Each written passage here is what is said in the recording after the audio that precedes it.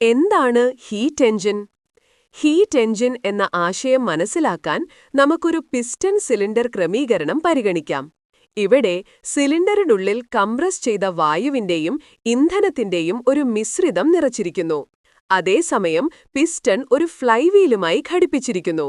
ഇന്ധനം കത്തുമ്പോൾ, അതായത് ഇഗ്നൈറ്റ് ചെയ്യുമ്പോൾ, അതൊരു എക്സോതെർമിക് കെമിക്കൽ റിയാക്ഷന് കാരണമാകുന്നു. ഇതിന്റെ ഫലമായി കമ്പഷൻ പ്രോഡക്ട്സ് ഉണ്ടാവുകയും വലിയ അളവിൽ താപം ഉൽപ്പാദിപ്പിക്കപ്പെടുകയും ചെയ്യുന്നു. ഈ താപം പിസ്റ്റണിനെ പുറത്തേക്ക് തള്ളുകയും ഫ്ലൈവീലിനെ കറക്കുകയും ചെയ്യുന്നു.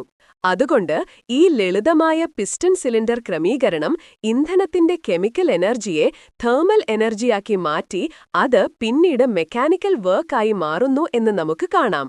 അതിനാൽ നമുക്ക് പറയാം, ഒരു ഹീറ്റ് എഞ്ചിൻ എന്നത് ഇന്ധനത്തിന്റെ കെമിക്കൽ എനർജിയെ തേർമൽ എനർജിയാക്കി മാറ്റുകയും അത് ഉപയോഗിച്ച് മെക്കാനിക്കൽ വർക്ക് ഉൽപ്പാദിപ്പിക്കുകയും ചെയ്യുന്ന ഒരു ഉപകരണമാണ്.